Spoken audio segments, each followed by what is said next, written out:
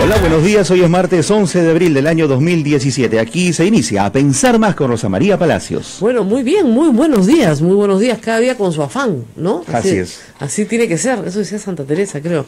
Y hoy día el afán de la prensa, por supuesto, es el presidente Lula de Brasil, el expresidente brasilero, que finalmente ha sido descubierto por el delator, si quieren, Marcelo Odebrecht, el presidente de la compañía Odebrecht, que finalmente señaló que efectivamente él entregó al expresidente Lula una coima de 4.15 millones de dólares, 4.150.000 dólares. Este testimonio ubica esta coima entre el 2012 y el 2013. Y los pagos al expresidente fueron en efectivo y figuraban en la contabilidad de la firma bajo el nombre Amigo. Entonces, con este testimonio, obviamente hay que encontrar en la contabilidad de la firma eso, etcétera, etcétera, etcétera. Y también otras investigaciones periodísticas que demostraban ciertos signos exteriores de riqueza de Lula que eran incompatibles con sus posibilidades económicas, muestran que el presidente Lula recibió dinero después de ser presidente. Ahora, ahí también hay que ver la ley brasileña y estudiar un poco a cambio de qué, a cambio de beneficios en el gobierno de Dilma, es posible, y luego es verdad que Lula actuó como un embajador de las empresas brasileras de construcción. Lula viajaba al Perú, hablaba con Alan García, Lula viajaba al Perú, hablaba con Humala, viajó muchísimas veces a Venezuela, hay obra pública de Odebrecht regada por todo el continente, en la cual se señala claramente que la intervención del presidente Lula estuvo ahí en calidad ciertamente de embajador. Es más, la embajada de Brasil en el Perú, a diferencia de las nuestras afuera, funcionaban como grandes promotores de los intereses de las empresas brasileñas en el exterior. Y las empresas brasileñas más fuertes en el exterior eran finalmente las constructoras.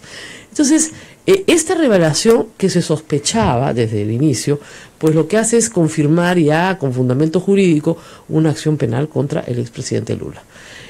Yo recuerdo que cuando metieron preso a Marcelo Odebrecht en junio del año 2015, ya van a ser 2 años, el padre de Marcelo Odebrecht, Norberto Odebrecht, dijo: si meten preso a mi hijo, deberían hacer también una celda para Dilma y para Lula.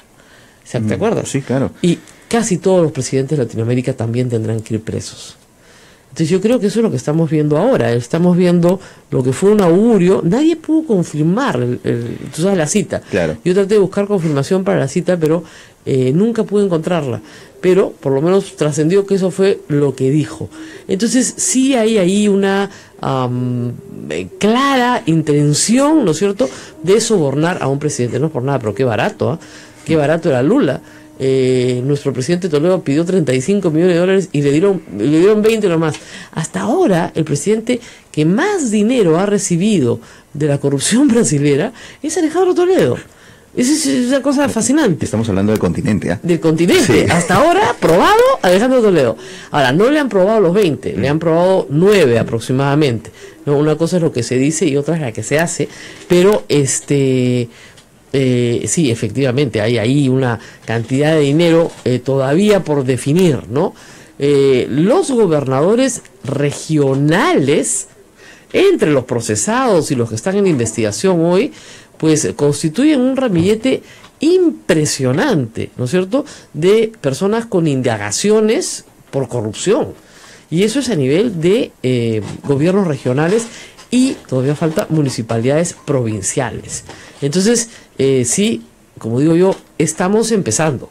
Aquí hay muchísimo. Hay, por supuesto, casos como el caso de Chilca, que no tiene nada que ver con la corrupción de Odebrecht, pero tiene que ver, sí, con lo que explicábamos la semana pasada. Con toda la instalación, digamos, industrial que hay hoy en Chilca, el tráfico de terreno se ha vuelto un negocio pues rentabilísimo para las mafias. Claro. El terreno vale hoy mucho más porque las industrias ubicadas en Chilca han hecho que sean más valiosos. Por lo tanto, este alcalde trafica, ¿no es cierto?, con terrenos, se vuelve rico usurpando terrenos y dándoles una validez jurídica, claro, ¿no? le da valor a los terrenos para luego facilitar esta situación. Claro, una titulación falsa, si quieres, basada sobre el delito, pero que la ley le permite, ¿no es cierto? ¿Pero por qué? Porque la empresa privada se había colocado en Chilca y había hecho que de esa zona hasta Asia, hoy la expansión de Lima hacia el sur es una expansión valiosa. ¿Y por qué pasa esto, Rosa María? ¿Por qué la ley, tenemos que decir en algún momento que la ley permite esto? ¿O son omisiones, son situaciones que no se habían previsto? Es que, mira, a nadie en su sano juicio se le ocurre que el alcalde es un ladrón. ¿Te das cuenta? Tú no dices, vamos a hacer una ley, ¿no? Claro. Donde una ley orgánica de municipalidad, donde vamos a presumir de plano que el alcalde es un ladrón. Entonces, ¿tú qué haces? Le das competencias, pues, al alcalde, ¿no? Entonces, el alcalde es competente para, no sé, plantear el diseño urbano de su localidad, ¿ya?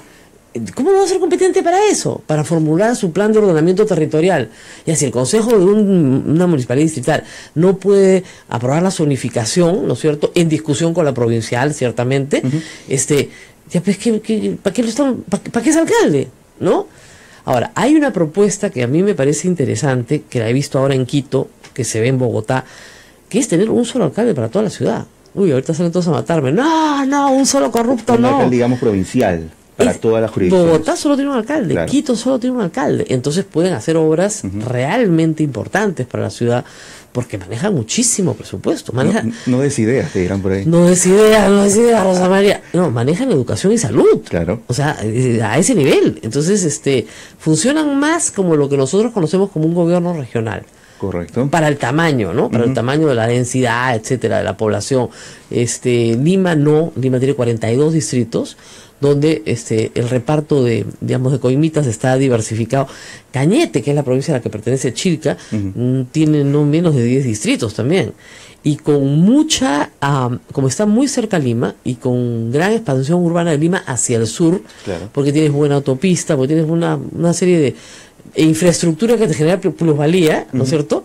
Sí, efectivamente, hay una cantidad de corrupción ahí importante. Yo creo que el golpe al alcalde de Chilca es un trabajo muy, muy bien hecho de la policía, que ha durado bastante tiempo, varios meses, y que incluye sicarios, matones, usurpadores de terrenos. El alcalde es solo el brazo, digamos, si quieres, legal de la organización directiva, ni siquiera es el jefe, claro, es el número 2, ¿no? Es impresionante. Bueno, hablando de corrupción, de Marcelo Odech y todas estas cosas lindas, hablemos también de libertad de prensa. La congresista Alejandra Aramayo, ayer tuve la oportunidad de ver despacio el reportaje del reportero Mío Gómez Fernandini en Cuarto Poder. Creo que está en una situación muy delicada, porque efectivamente su delito ha prescrito, pero su coacusado sí fue encontrado culpable y sentenciado, es lo que se ha hecho poco. Es decir, el señor de la Barra, harto de que lo insultaran, demostró su inocencia, renunció al organismo público del cual él dirigía, y permitió que lo gritaran de arriba abajo. Además, las acusaciones eran terribles. Este era un proyecto binacional que producía truchas, unas truchas muy bonitas, ¿no? Entonces le sacaban unos titulares de "Puno come caca", de verdad, Puno come excremento, porque decía que las truchas estaban pues malogradas, qué sé yo, que comían porquerías. Y luego lo insultaban a él, le decían que colocaba a su familia, que ninguno de sus familiares trabajaba, y que eso lo decía ella, y que había que solventar a toda la familia de este señor. Una barbaridad y media. Ahora, el señor ha podido exhibir un contrato no firmado por él, firmado por ella, donde se le exige pagar 1.700 soles de publicidad, y luego ha exhibido también, una resolución en la cual se sentencia al coacusado de el papá de la congresista y la congresista. ¿Quién era el coacusado? El anterior director, que había aceptado durante 5 años pagar las coimas. Y el codirector dice que efectivamente había pagado durante 5 años coimas. Y se le sanciona. Es decir, se le establece una pena. Los otros dos no iban a las citaciones, fueron declarados reos contumaces, hicieron toda estrategia típica, ¿no es cierto?, para dilatar y luego pedir la excepción de prescripción. ¿Ya? Entonces, la señora Aramayo dice, ¿cómo me puede denunciar 1 año después de que lo empecé supuestamente a difamar? Bueno, porque tienes que juntar, pues, justamente, limpiar tu nombre, claro, y luego regresar por la persona que te ha insultado. Muy valiente el señor puneño. Y ahora lo que informa la República es que el entonces jefe de salud en Puno también fue agraviado. Agraviado una y otra vez, no denunció porque sabían, y lo que me decía el señor Navarra, que no iban a perder porque eran gente muy poderosa en Puno. Ahora, una cosa que no entiendo, la señora Aramayo es congresista por Arequipa, ¿no? Sí. Pero toda su actividad profesional es puneña, pero en fin, ex gerente de salud da la cara y acusa al congresista a Aramayo, me extorsionaron. Ureta afirmó que pretendían que pagara 5.114 por publicidad no contratada. Como me negué, me difamaban hablando pestes de mí. Eso me dolía.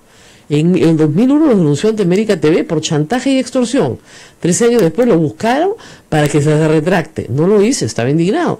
Canal 4 cortó el contrato con estas personas en el año 2004, cuando el caso del señor de la Barra ya estuvo, o sea, por lo menos a uno ya lo habían sancionado, claro. Entonces ahí cortaron toda comunicación. Que ya había pruebas de que existía el...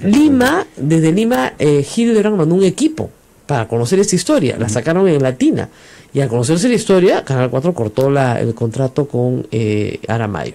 Así que con Aramayo padre y Aramayo hija, porque la hija era la conductora, y la que se salía a decir barbaridades, y a la que enviaban a cobrar. Y ahí se ve claramente en el reportaje de Canal 2 que ella está muy nerviosa cuando llegan los periodistas de Lima, ¿no? Pero porque sabe que se están perdiendo el contrato con América Televisión. Claro. Eran la filial de América Televisión, imagínate tú. O sea, tenías tremenda marca. Entonces resulta paradójico que ella diga que está siendo víctima de un sicariato. ¿Cuál sicariato? Sí, digamos, la experta en sicariato periodístico es ella. Pero, digamos, a veces pasa eso, ¿no? Claro. El que habla mucho usa los términos, los psicólogos lo llaman acto fallido, ¿no? Los términos la traicionan, o sea, utiliza los términos. Miren, yo he sido víctima de una cantidad de gente hasta remunerada, ¿ya? En el gobierno aprista. Y yo sé quiénes son y dónde están, y todo el mundo sabe quiénes son y dónde están. Y sí sé lo que es. O sea, no es fácil. Para nadie es fácil que tu nombre salga todos los días en el periódico atado a una serie de mentiras. Hasta ayer había una persona que escribía de nuevo, un troll, ¿no? ¿Cuánto te pagó de derecho? Yo decía, pucha, dile a tu empleador, ¿ya? Que se busquen una nueva, ¿ya? Que me inventen una amante, que me hagan otra cosa, pero... Ya, ¿cuánto me pagó Odebrecht? Nunca he tenido relación alguna con Odebrecht en mi vida, ni con ninguna otra empresa brasilera en el Perú. Brasilera, constructora o no constructora, o sea, de ninguna naturaleza. Entonces, mi sorpresa es que ella haría algo así como: yo soy víctima de un sicariato periodístico. Lo que ha hecho la prensa es investigar qué tanto interés puede tener una persona que ejerció el periodismo y ahora es política en establecer una ley que es una ley de control de medios de prensa absolutamente violatoria de la Constitución. Porque hay un artículo en la Constitución, ese librito chiquito tan simpático que ustedes pueden leer de vez en cuando, que dice: toda persona tiene derecho a fundar un medio de comunicación. No dice toda persona que diga el Ejecutivo, no dice toda persona que señalada por el Legislativo, no dice toda persona, no, toda persona, y toda persona pues es toda persona, puede fundarlo. Ahora, la única cosa que el Estado sí puede hacer es no entregar las frecuencias del espectro radioeléctrico a las personas que no cumplan con los requisitos establecidos por la ley, que obviamente no pueden ser requisitos discriminatorios, ¿no? Claro. Pero si cumplen los requisitos establecidos por la ley y se concursa y se licitan las frecuencias, cosa que no se hace pues se dan a dedo, en ese sentido sí podría haber algunas restricciones. ¿Aún cuando esa licencia ya ha sido otorgada a un medio? No, me refiero a nuevas licencias que puedan salir eventualmente. O sea, si tú no cumples con la ley de radio y televisión, el Estado tiene derecho a sancionarte. De la misma manera, si tú quieres solicitar una nueva frecuencia, pues, suponte en una región del país donde hay espacio para más frecuencias, pues tendrás que cumplir los requisitos. Pero lo que plantea esta señora es que nadie puede fundar un medio de comunicación e incluye a la prensa escrita, sobre la cual el Estado no tiene ninguna competencia en materia regulatoria, porque no administra nada. O sea, y es más, nosotros estamos pidiendo en una acción de amparo que se regule la concentración, porque eso sí está en la Constitución en el artículo 61, y de eso esta señora no habla nada. Eso no les interesa, y eso es lo más grave, ¿no? Quieren que los acusados y sentenciados ya por corrupción no sean propietarios de medios de comunicación. No estudiaron derecho penal, para empezar. Un sentenciado que culmina su condena, se le borran los antecedentes penales. Ya no tienes, ya cumpliste, pues. Ya pagaste con la sociedad. Claro. Ya pagaste con el Estado y la sociedad. Entonces no te pueden restringir ningún derecho, y menos la libertad de expresarte. Les pongo un ejemplo bien simplón, pero para que tengan una idea. Bajo el esquema nacional Amayo, Yehude Simón no podría tener un medio de comunicación. ¿Ya? Y ha sido indultado. Fue sentenciado, sí, por delito de terrorismo, ¿no es cierto? Ellos solo incluyen, por supuesto, los delitos de corrupción de funcionarios. Digamos, no sé, de repente tienen miedo que Montesinos funde un medio, no lo sé, ¿no? Pero solo empieza. Ahora, es evidente que esto era contra José Graña y contra el comercio, no tenía otra explicación. Por eso incluían los investigados. Querían obligar a José Graña a vender sus acciones a terceros miembros de su familia. Y sabemos de la amistad franca de un miembro de la familia Miro Quesada con Keiko Fujimori, que es Martha Meyer. Entonces es muy sospechoso que dos congresistas estén promoviendo un proyecto para que un accionista del del Diario del Comercio tenga que vender su participación accionaria, ¿no es cierto? Porque le prohíben ser accionista, específicamente accionista, por estar investigado. Luego borran lo investigado, pero esa era la intención. Presión. Pero de la misma familia. Claro. Es que te juro que uno lo lee y dice, esto es perverso, esto no puede ser posible. O sea, querían obligarlo a vender sus acciones. Y ellos, por un pacto dentro de la sociedad del comercio, tienen derecho de preferencia entre los que son parientes. ¿Se apruebe o no la ley? No, por estatuto. Ah, okay. Por estatuto tienen que venderlo, entonces tendría que haberle vendido a sus hijas. Ya, no hay problema, anticipo legítimo. Pero creo que ese no era el propósito de las personas que están detrás de esto, ¿no? Además de fastidiarlo, ciertamente, ¿no? Pero es una venganza, claramente. Y obviamente la ley es inconstitucional. O sea, primero, si la mayoría fujimorista aprueba este mamarracho sin el voto de Kendi, eso está clarísimo, el Tribunal Constitucional debería, pues, derogarla más o menos ipso facto, ¿no? Pero no solamente eso, sino que si el Tribunal Constitucional no la deroga, pasa pues a la Corte Interamericana para hacer el papelón que siempre hacemos en la Corte Interamericana, y por supuesto que la deroga, ¿no? Claro. Además, si yo no quiero ver el canal de televisión de un corrupto, no lo veo, pues. ¿No? Por eso yo no veo Panamericana, pues, porque sé que el dueño sigue siendo el señor Schutz, papá. Entonces me parece que hay un cierto, sí, efectivamente, sesgo a favor del fujimorismo al que sirvió el señor Schutz, papá, y sigue sirviendo. Listo. Entonces esa es mi opinión personal, simplemente decido no ver ese canal. Ya está. Pero si yo creo que la acusación contra una persona, por ejemplo en el caso de Yehude Simón, es falsa, ya, yo no veo por qué un delito indultado puede ser, ¿no es cierto?, una causa para la cual una persona no pueda fundar un medio de comunicación. Así de fácil. Cuando crees en la libertad, crees, pues. Cuando no crees, no crees. Así es. Nos vamos a la pausa, tenemos mucho por conversar. El día de hoy vamos a hablar de educación y de los resultados de la encuesta censal, una encuesta muy importante, este censo que se realiza a miles de alumnos en todo el país para ver sus avances, que es lo más importante. Y hay buenas noticias, bueno, hay noticias no tan buenas, pero las noticias en matemáticas son realmente muy buenas. Vamos a una pausa y volvemos. Así es, también en esta edición, Rosa María, estaremos con el ex congresista Mesías Guevara, que es presidente de Acción Popular, para hablar sobre este partido político. Muy bien, acá me pregunto, ¿comentaste sobre el crimen Yataco? ¿Qué pasó realmente? Disculpen, las policiales no las vamos a ver en estos días, ¿ya? Estamos concentradas en temas de orden público, creo que es un crimen horrendo, pero que corresponde a las autoridades policiales y criminalísticas determinar qué pasó y sancionar a los responsables.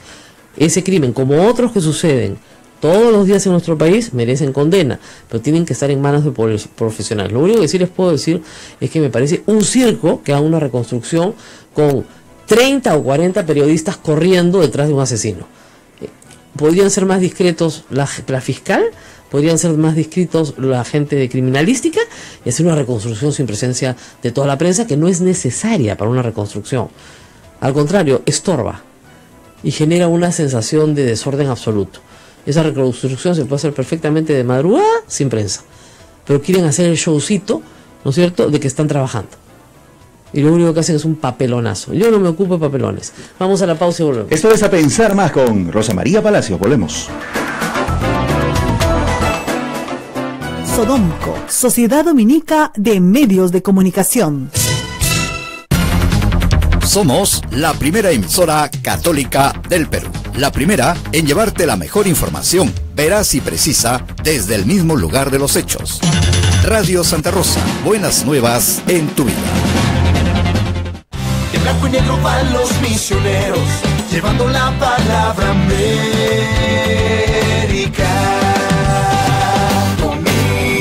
Si quieres ser un fraile predicador, conócenos. Ingresa a www.jovenesomnet.com o escríbenos a vocaciones@peru.op.org. Fue el domingo de los Andes, fue el domingo de mi América.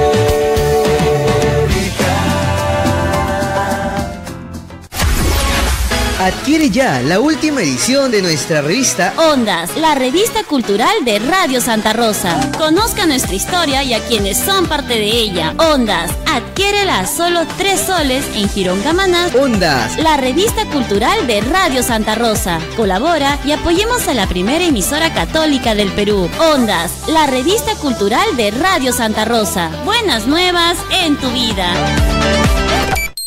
Rosa de Lima, Rosa de América. Rosa de Lima, Rosa de América. Rosa de Dios.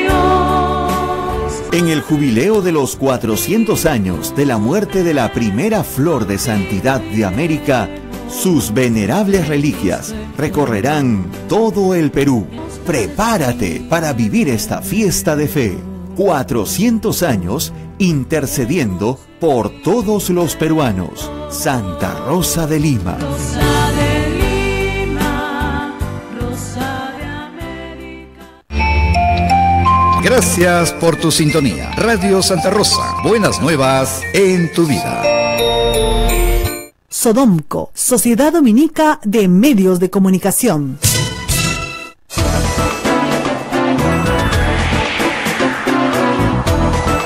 Continuamos, esto es A Pensar Más con Rosa María Palacios. Bueno, muy bien, estamos aquí comentando las noticias del día, que no son pocas, la verdad es un día lleno de... Y también efectivamente la fascinación que tienen ustedes por las policiales, ¿no? Las policiales son buenas historias si se cubren bien, pero yo creo que hay algunas cosas que se cubren bastante mal y mejor concentrémonos en noticias más importantes para usted. Todos los que tienen hijos en el colegio quieren saber si a sus hijos les está yendo bien, si están aprendiendo, si el colegio, el estado al que van es bueno, es malo. Y por esa razón vamos a conversar con la viceministra de Educación, Liliana Miranda. La unidad de medición de calidad del Ministerio de Educación ha emitido ya los resultados de la encuesta censal para matemáticas y comprensión lectora del año 2016. Señora viceministra, muy buenos días. Buenos días, Rosa María.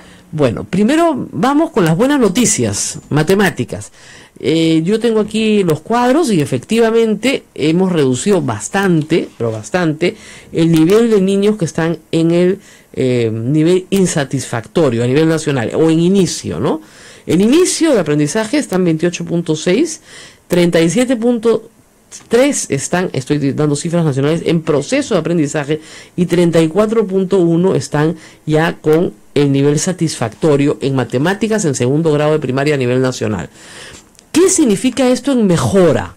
¿De dónde veníamos? Veníamos de varios años donde en el caso de matemática había un rezago.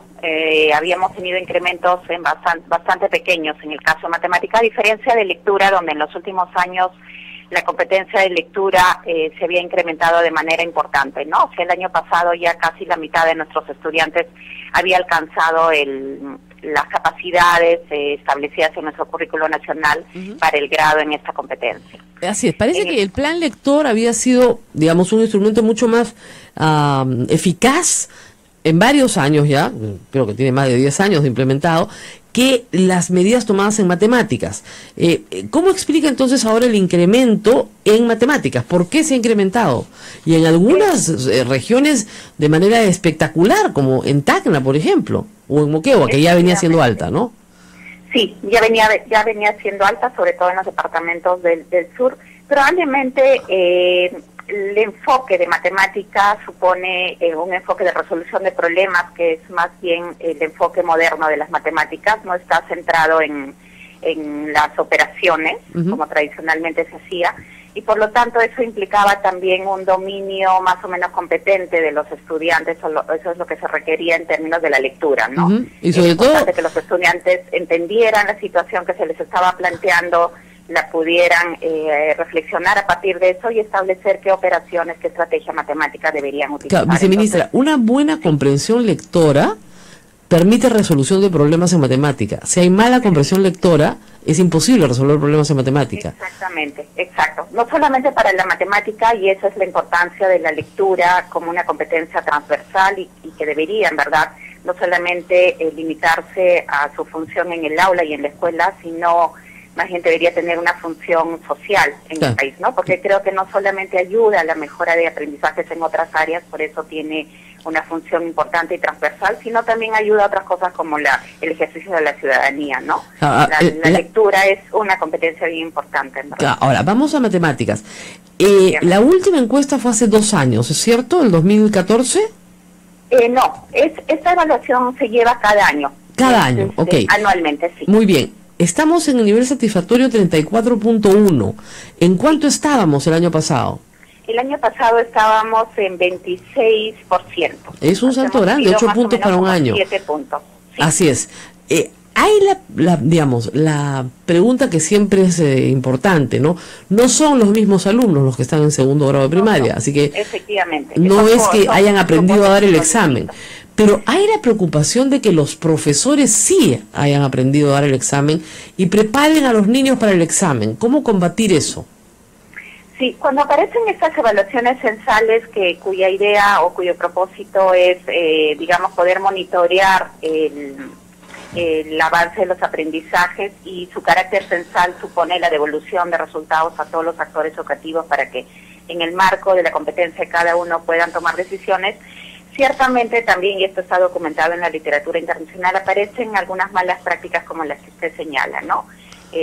A veces algunos docentes entienden esto que la idea es entrenar a los estudiantes. Claro. Ahí sobre eso quisiera comentar 2 cosas. Uno es que la prueba evalúa más bien habilidades, ¿no? No incorpora, digamos, contenidos que los estudiantes puedan repetir o puedan memorizar. Así es. Sí, por ese lado la prueba, digamos, es consistente con el nuevo enfoque de competencias de nuestro currículo nacional, y lo que modernamente, digamos, es hacia lo que se apunta, que los estudiantes desarrollen habilidades en un tiempo donde, digamos, los conocimientos varían cotidianamente y muy rápidamente, ¿no? Pero por otro lado, en el Ministerio de Educación también cada vez estamos más cautos y haciendo, digamos, la difusión necesaria para que estas malas prácticas como las del entrenamiento no se masifiquen, ¿no?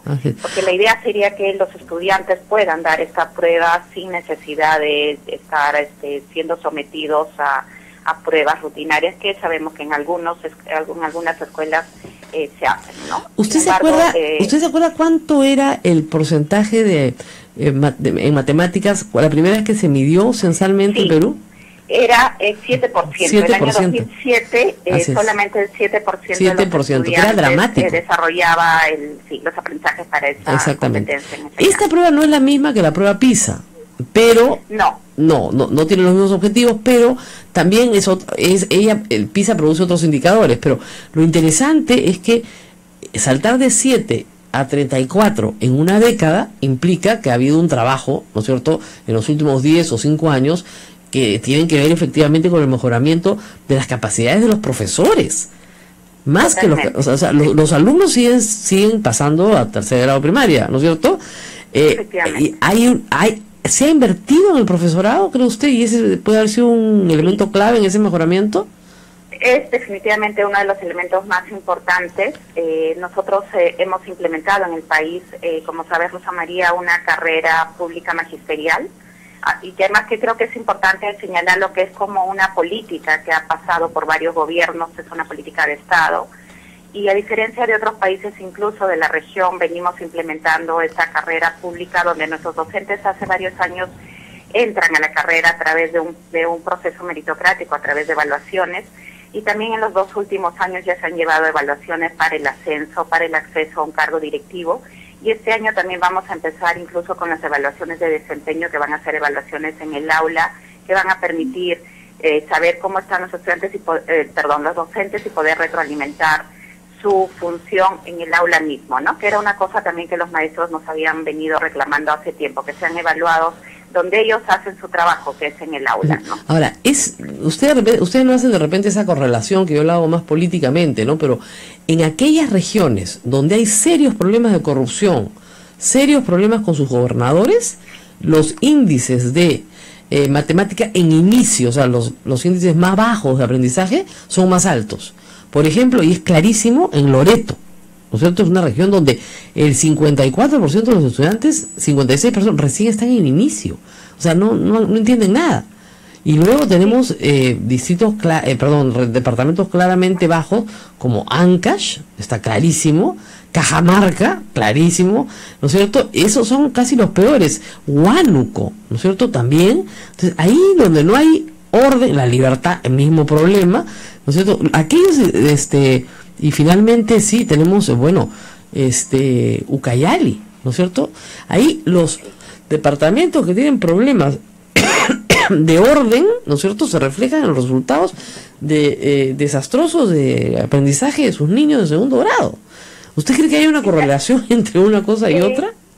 El aprendizaje yo creo que tiene que ver con dos factores. Uno, digamos, son los que usted señala, que es todos estos factores, digamos, institucionales y de gestión. Y otros son que también no debemos perder de vista las condiciones socioeconómicas y diferentes, digamos, que tienen las regiones, ¿no? Probablemente el servicio educativo en Loreto, en Ucayali, resulta de operarlo es mucho más complejo de operarlo que en zonas como Tacna, Tumbes. Sin embargo, no dejas de tener razón en el sentido de que sí podemos hacer comparaciones entre grupos de regiones y, por ejemplo, Tacna, Moquegua tienen un contexto parecido a Tumbes, ¿no? Claro. Y uno esperaría que los resultados de Tumbes sean parecidos a Tacna, similares, y efectivamente Tumbes en los últimos años ha tenido un proceso complejo en términos de gobernadores con lo de Tacna es denuncias, para estudiar, o sea, el 64% de los niños ya están en nivel satisfactorio y solamente tiene un 8%. Y en lectura casi el 77%. Así ¿no? es, entonces es como para ir a Tacna y averiguar qué está pasando aquí, sí. ¿Por qué nos está yendo tan bien? ¿No es cierto? Ir también a Loreto y preguntar, oiga, ¿por qué nos está yendo tan mal? Sí, ¿no? efectivamente. Esas experiencias siempre son muy interesantes de averiguar qué es lo que está pasando. Ahora, sí. En comprensión lectora se ha bajado, esas son las malas noticias. Se ha bajado de cuánto a cuánto, porque nos iba mejor en comprensión lectora, porque ahí sí el promedio nacional establecía que 6.3 están en este año en el nivel de inicio, o sea, hay un 47% que entiende algo de lo que lee y un 46% que está bien, que sí entiende todo lo que lee. ¿De cuánto ha bajado? ¿Por qué ha bajado? Creemos, básicamente, a ver, la explicación más estadística es que ha bajado, los que han bajado más, o bueno, en todo caso, las escuelas estatales se han mantenido, digamos, no ha habido variación en sus aprendizajes, pero el grupo de escuelas que ha bajado son las escuelas privadas. Eso es lo que ha jalado un poco el promedio nacional. Se mide escuela pública y privada en estas encuestas censales. En esta evaluación entran tanto escuelas públicas como privadas. Como sabemos, en los últimos años las escuelas privadas cada vez son un sector mucho más heterogéneo también. Así es. Ha crecido mucho la oferta privada en el país, sobre todo en las grandes ciudades, como Lima, Arequipa, Piura, Chiclayo. Y por lo tanto también ahora tenemos escuelas con distintos niveles, digamos, de servicio en términos de calidad, ¿no? Entonces hay las escuelas buenas, que atienden a sectores probablemente altos y medios, que siguen teniendo, digamos, indicadores de calidad.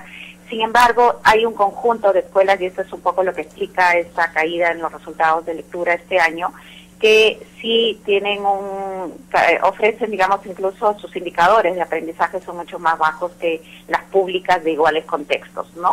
Sobre todo son las escuelas que están ubicadas en sectores más medios bajos y bajos, ¿no? Exacto, y eso es lo que ha jalado el promedio hacia abajo. El año pasado, ¿cuánto tuvimos en el nacional en satisfactorio?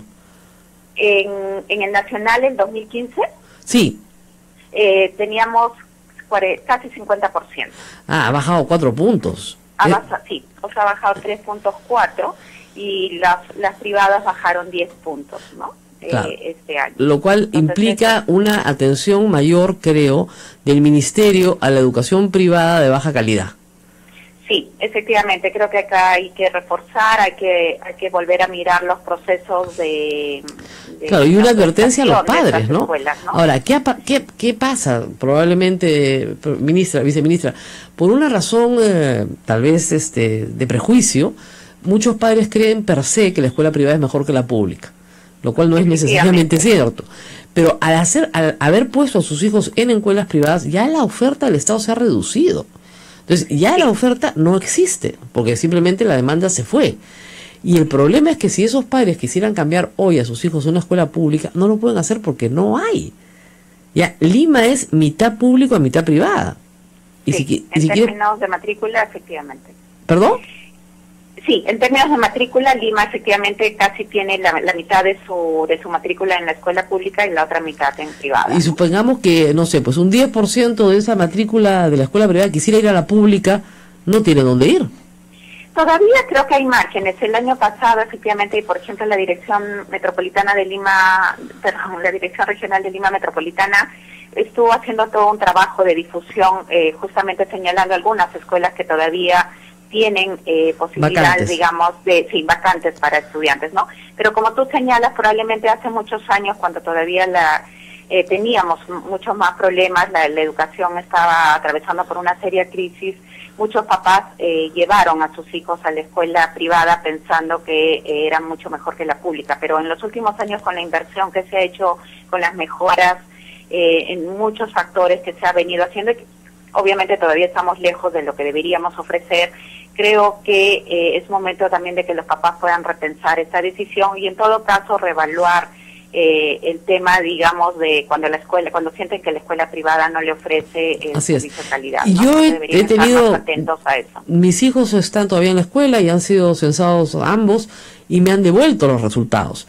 ¿Ustedes le devuelven los resultados a todos los padres? Sí. Se le devuelven los resultados a los padres. Justamente esa es la idea de tener una evaluación censal que lo que busca es devolverle resultados a todos los actores que de alguna manera tienen algún tipo de influencia en el aprendizaje de los estudiantes y entre eso obviamente el rol del papá es importante. Claro, y ahí viene una discusión, ¿no? O sea, las culpas. ¿Quién tiene la culpa, la escuela o mi hijo? Porque obviamente la escuela va a decir, no señor, es su hijo, pues, lo que la altura no da, la Salamanca no lo presta, pues, ¿qué vamos a hacer? Pero no, o sea, se supone, no, doctora, que todo niño debería estar en el nivel satisfactorio. Se debería. Eso es a lo que aspiramos, efectivamente, y ahí, claro, un poco lo que se pone en los informes es tratar de hacer pensar que todos, digamos, podemos hacer algo, ¿no? Desde la casa, desde la escuela, desde el rol que le compete también al director, al docente, pero también al padre de familia de mirar, monitorear. Claro, pero si yo mando a mi hijo a la escuela, claro, pero si yo mando a mi hijo a la escuela y me vuelven un reporte de una evaluación donde dice que mi hijo no ha aprendido nada y no entiende nada de lo que leo, lo primero que tengo que pensar es que en la escuela algo anda mal. No, pues no lo voy a estar, sobre todo si lo estoy mandando a una escuela privada que pago.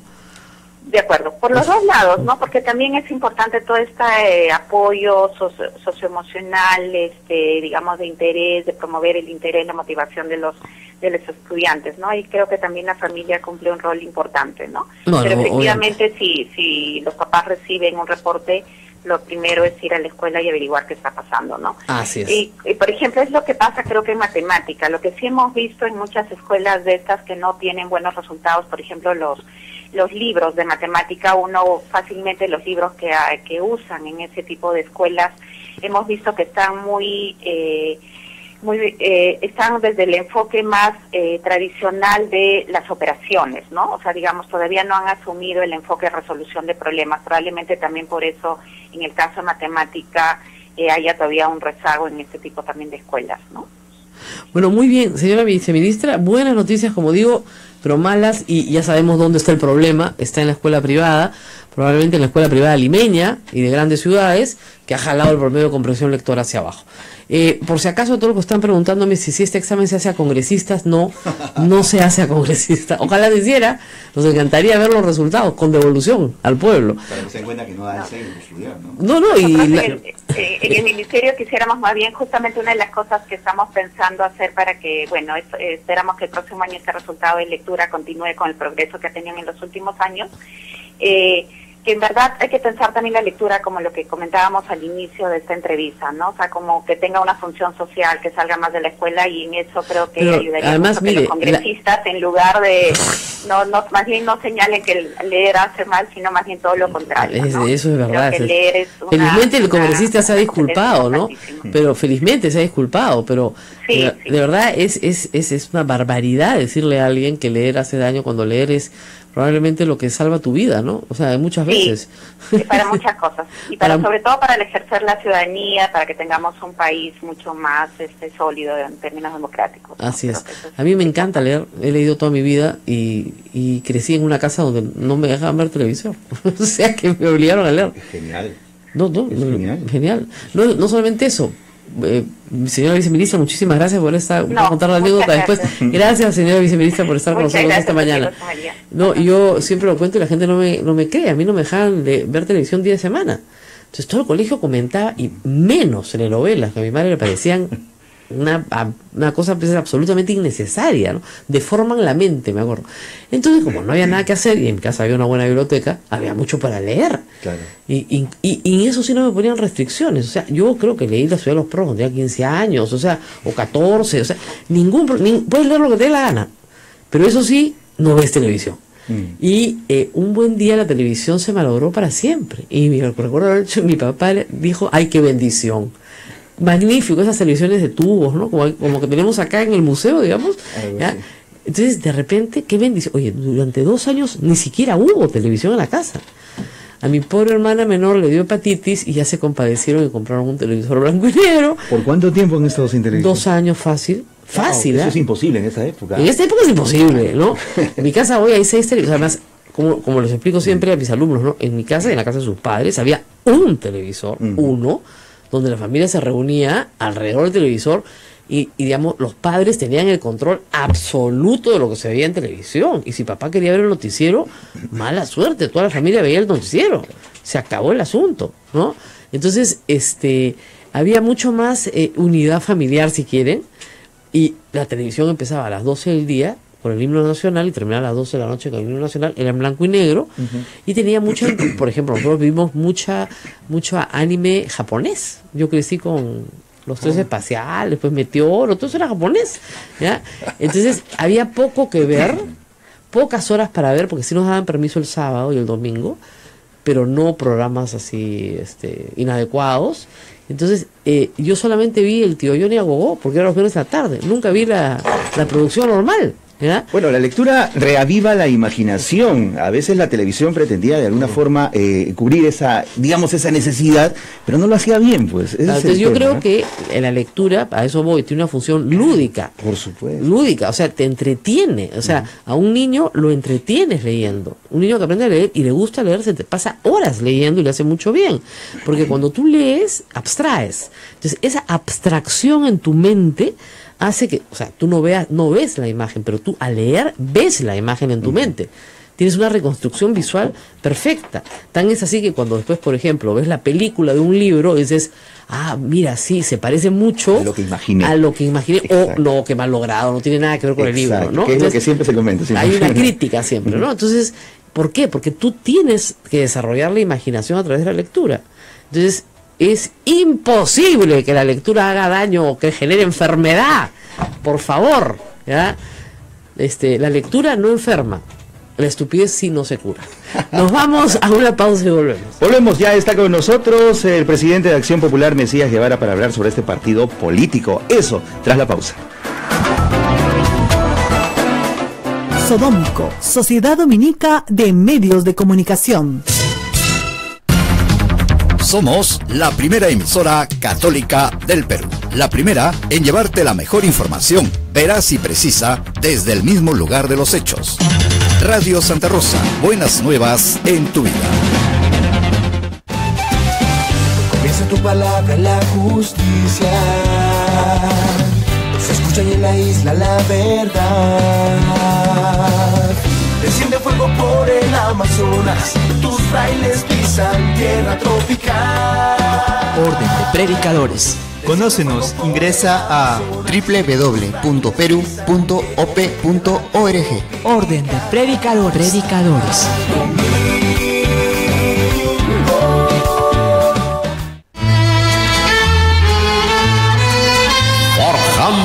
Peruanidad, en defensa y difusión de la cultura nacional, auténticamente peruanista, se transmite en diferentes plataformas de comunicación. Forjando Peruanidad, con la dirección y conducción del doctor Luis Lara Márquez, difunde noticias, comentarios, temas de actualidad y la mejor música peruana de todas las épocas. Forjando Peruanidad. Escúchelo todos los sábados de 7 a 9 de la mañana por Radio Santa Rosa desde Lima, Perú.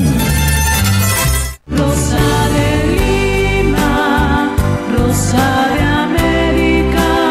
Rosa de Lima, Rosa de América. Rosa de Dios. En el jubileo de los 400 años de la muerte de la primera flor de santidad de América, sus venerables reliquias recorrerán todo el Perú. Prepárate para vivir esta fiesta de fe. 400 años intercediendo por todos los peruanos. Santa Rosa de Lima. Rosa de Lima, Rosa de América. En Radio Santa Rosa, hagamos lío con el Papa Francisco.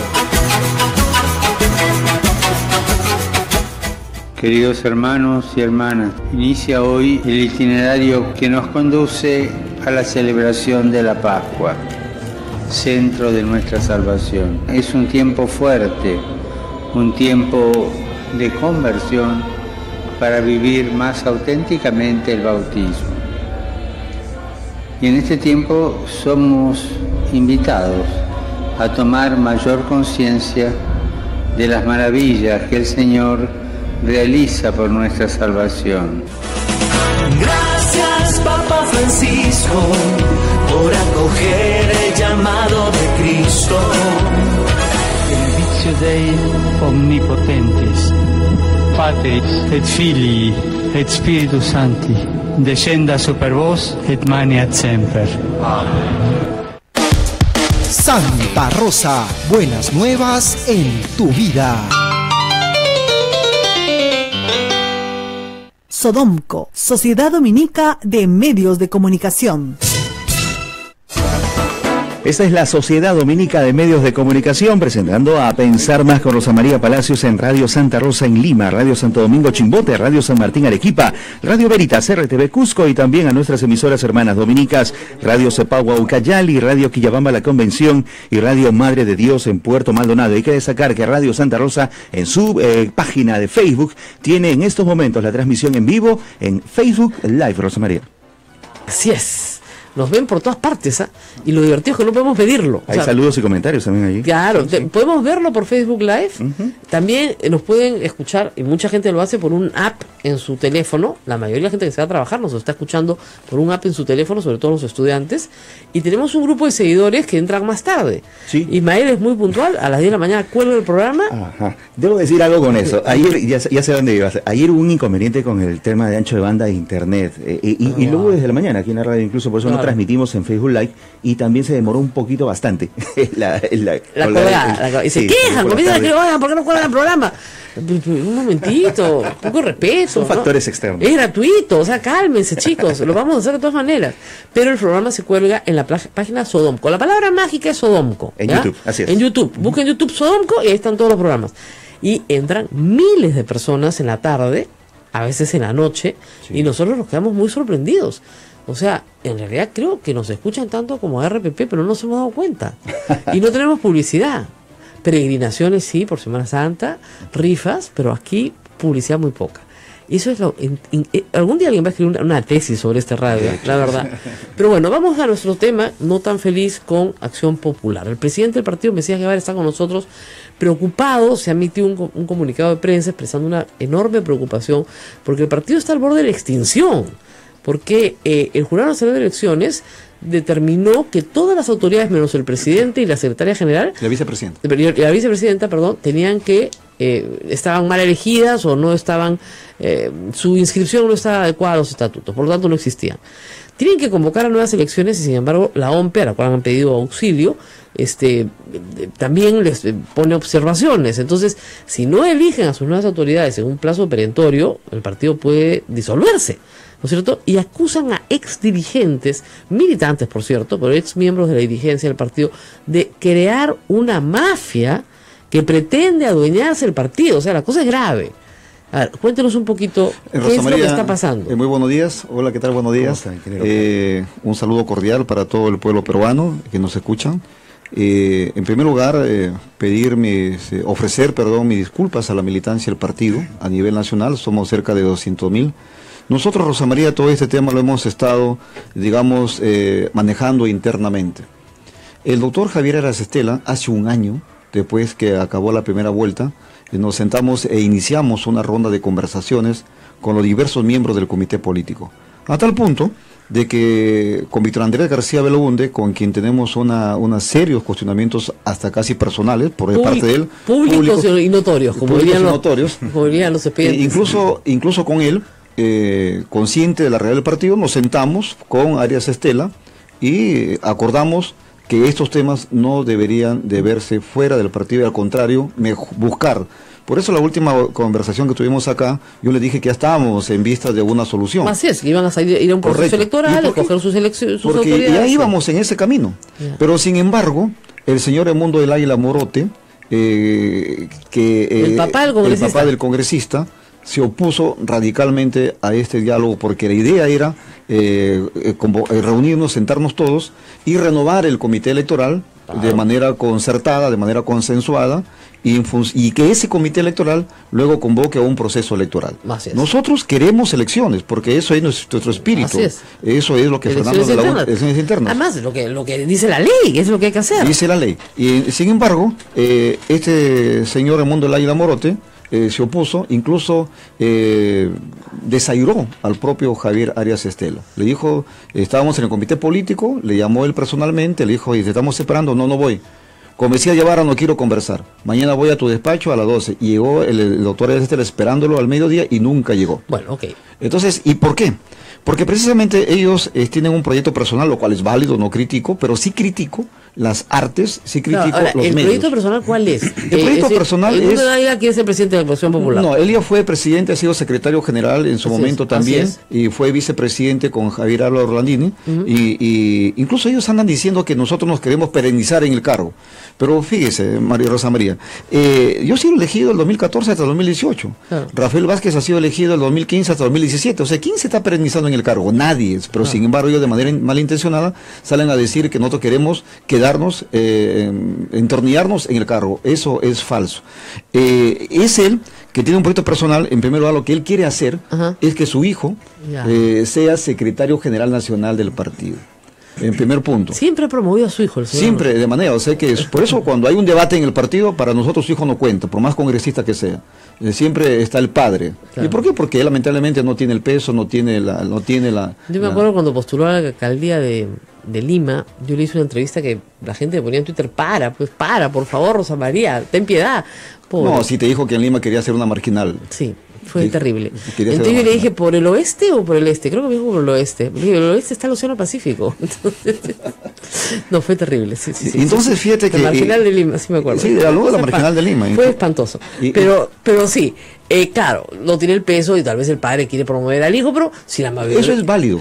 Sí, por eso le digo, eso es válido. Pero no las formas como lo quieren hacer. Pero si la mayoría no va a estar de acuerdo, pues no está de acuerdo. Claro, entonces, y por eso nosotros estamos, en la mayoría del comité político, en primer lugar, queremos un comité electoral imparcial. Bueno, pero ¿qué obstáculo puede haber si la mayoría están de acuerdo? No, ninguno, simplemente que el comité... lo que pasa es de que queremos que sea consensuado. Ya. Pero queremos que sea consensuado. Bueno, pero ya no se puede. Por eso nosotros estamos saliendo ya a decir, un momentito, ya no se puede, no se pudo, y vamos a decir las cosas como lo que viene ocurriendo realmente en el partido, porque curiosamente, el que impulsó precisamente para que la inscripción de Rafael Vázquez y el Comité Ejecutivo Nacional sea revocado del Jurado Nacional de Elecciones, fueron ellos, los congresistas, liderados por Edmundo del Águila Herrera, en la que incluso la última vez estuvo conversando con la secretaria general del Jurado Nacional de Elecciones.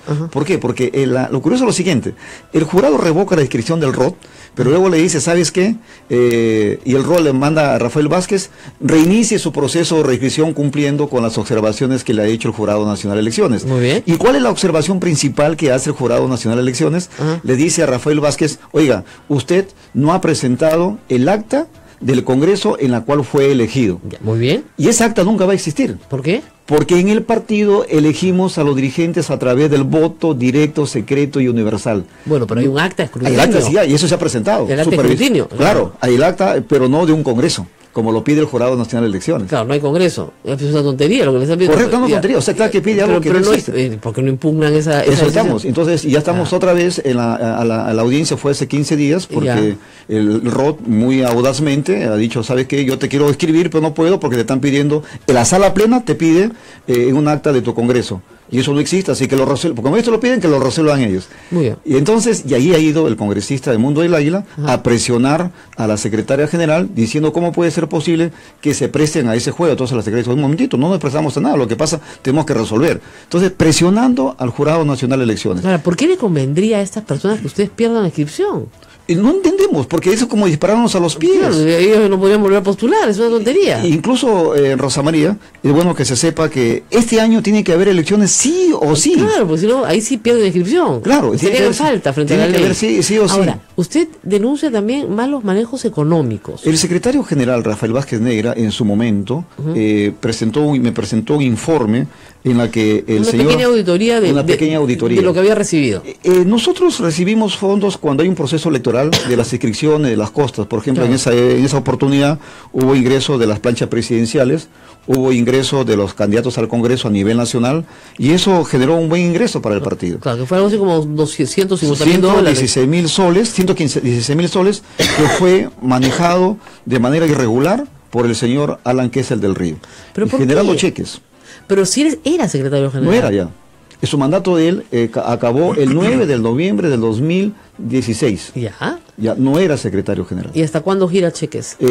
Cheques los gira hasta enero de este año, del año 2016. Bueno, o sea, el 2015, perdón. Claro, pero no estaba en un periodo de transición hasta que se inscribieran firmas. Es que el otro ya estaba inscrito, O sea, las firmas ya estaban escritas en el banco. Claro, en el banco no, pero él no podía ya girar. No, pues lo que pasa es que ahí sí tienes que hacer una transferencia. ¿Qué pasa? Paralizas el partido hasta que se inscriban en una firma de la banca. Pero nosotros incluso le mandamos una carta notarial que nos diga, oye, ¿has utilizado? ¿Pero en qué lo has utilizado?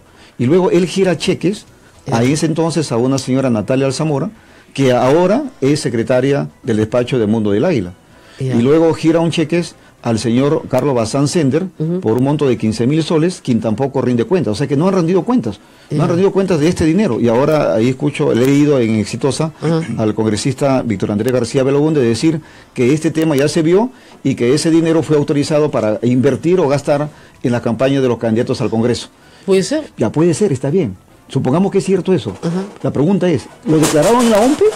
No lo creo, porque todos son muy desordenados. No, entonces no la han declarado solamente ustedes, no, por eso, todos son desordenados. Por eso, entonces no declararon a la OMPE en principal ese gasto, y en segundo lugar, ¿quién autorizó que ese dinero que es del Comité Nacional Electoral sea gastado en candidaturas personales de ciertos candidatos al Congreso? Claro. Es decir, eso no está bien, pues. No está bien, entonces eso queremos que se aclare. Claro. Y usted ya era presidente del partido en ese momento. Yo era presidente del partido. ¿Y eso pasaba bajo sus narices y usted no se da cuenta? Lo que pasa es que en este caso el que tiene toda la autoridad de representación legal es el secretario general. Pero sin embargo nosotros estábamos en pleno proceso. ¿Desde cuándo sabe usted esto? Bueno, esa carta a mí me llega el año pasado, en mayo del año pasado. O sea, hace un año que usted sabía. Pero nosotros, como te digo, decidieron hacer las cosas sin pelearse en público. Sin pelearse en público. Sí, bueno, no se puede. Pues. No se puede, incluso ellos...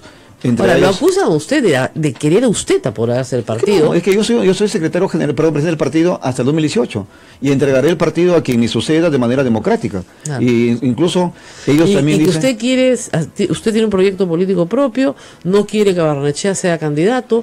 Ahora, es evidente que, me parece a mí, hasta hace 2 semanas, Víctor Andrés García Belaúnde estaba promoviendo la vacancia de por lo menos vicepresidente de la República. Es decir, quería censurar al vicepresidente de la República, al que lo llamó vendepatria, ladrón, etcétera. Promovió su interpelación para conseguir su censura y también para inhabilitarlo como vicepresidente en el camino a la vacancia. Y era bajar la alianza y él creo que imaginaba que Barnechea podía ganarle a Keiko Fujimori en un escenario electoral para el próximo año. Obviamente todo esto es un disparate, pero en la cabeza de Víctor Andrés García Belaúnde, que quería meter preso al presidente de Sedapal porque no le daban agua en su casa, lo cual también era otro disparate, ha cesado desde que parece que le dijeron, oye, no puedes meter preso al presidente de Sedapal porque tiene que cerrar pues la tarjeta porque está recibiendo piedras y lodo y cañas, ahí ya se calmó y de ahí no hemos vuelto a escuchar. Y bueno, PPK subió 10 puntos, por si acaso, según dato. Vamos a ver qué dicen las otras encuestadoras. De ahí no lo hemos vuelto a escuchar. Bueno, en ese tema de lo que su actuación, nosotros hemos hecho públicos, yo en mi calidad de presidente, es deslindado radicalmente con ese tipo de actitudes. En primer lugar, tenemos a un gobierno recién prácticamente elegido, que tiene pocos meses en el gobierno, no cumple ni un año, y había bajado 30%, una inestabilidad política general. No había subido 10, No, ese entonces había bajado, sí. Había bajado hasta 30%, ahora ha subido, pero sin embargo eso atentaba contra la gobernabilidad y nosotros no estamos para jugar con la democracia, y más aún con un partido como Acción Popular que siempre ha sido y ha tenido y tiene una vocación democrática y siempre apostamos por la gobernabilidad. Esperemos que se resuelva esta historia, la verdad que es terrible, y que puedan llevar a cabo un proceso electoral para elegir a esas autoridades y satisfacer al famoso ROP, el Registro de Organizaciones Políticas, que se ha vuelto en el gran elector, fue el que sacó del camino a Julio Guzmán. Entonces el ROP se ha vuelto el gran elector en el Perú. Bueno, muchas gracias, señor. Gracias, Rosa María, y por la oportunidad, y decirles a mis correligionarios otra vez, les ofrezco disculpas por lo que viene pasando el partido, pero también les invoco comprensión y que entiendan que estos temas ya no podemos ocultarlo y que realmente que se sepa. Otra, para terminar, curiosamente, como decía el congresista Mundo del Águila, se tiró abajo prácticamente él presionando a 20 comités regionales y al Comité Ejecutivo Nacional, y lo curioso y lo paradójico es y lo incoherente es que a esa misma gente que les cortó el cuello ahora va a pedirles el voto para que la apoyen en la Secretaría General Interna al 2000. Terrible. Bueno, pongan orden pues en los partidos. Hoy día nos vamos avisándoles a todos que hoy es martes de Semana Santa. La tradicional procesión dominica se realiza el día de hoy.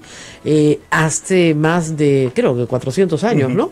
Los dominicos tienen a su cargo la procesión del día martes. Eso lo aprendí yo el año pasado. El martes santo, que no tiene procesión en otras iglesias, por supuesto, tiene procesión acá. La procesión, Ángela, ¿a qué hora sale? 5 de la tarde. 6 imágenes. 6 imágenes del templo salen, ya están en su ahorita me voy a ver las andas, salen en procesión a las 5 de la tarde desde la Basílica de Santo Domingo, y de la Basílica de Nuestra Señora del Rosario, pero todos la conocemos como Santo Domingo, y salen en procesión en el centro. Ahí tiene un recorrido acá en el centro, y es una procesión realmente muy bonita, muy concurrida por toda la feligresía de Santo Domingo, que es mucha, y a los que no han podido asistir nunca y no quieren ir a otras procesiones, otros viacrucis durante la semana porque de repente se aglomera mucha gente, esta es su oportunidad. Una procesión muy bonita. Y luego, por supuesto, mañana comentaremos las noticias sobre nuestro alcalde, que no se cayó, se desplomó. Nuestro alcalde, en las encuestas, según Datum, está ya en 24 su aprobación, creo, ¿no? Sí. Ya. Lo que no entiendo es a ese 24, Es mucho. Exactamente. Para lo que ha hecho es mucho. Para lo que hemos visto es mucho. Entonces, la verdad es que yo creo que falta la investigación de la relación de OAS con el alcalde Castañeda Locio, al margen de su popularidad, que puede ser 24, 34, lo que quiera, pero cuando se está discutiendo de empresas brasileñas que han cometido delitos, el alcalde tiene que responder de su relación, que está en una investigación del IDL bien clara con el presidente de OAS, para modificar el contrato de la línea María, que hasta ahora no funciona, que hasta ahora no se inaugura, que hasta ahora no sirve para nada, y hace 7 años que estamos con ese cuento.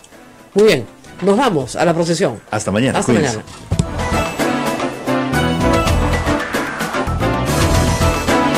Hasta aquí, A Pensar Más con Rosa María Palacios.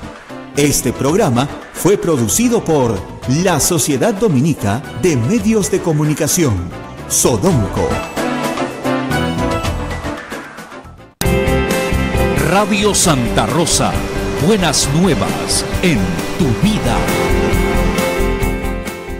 La rosa en el jardín. Celebra el nacimiento de Santa Rosa de Lima.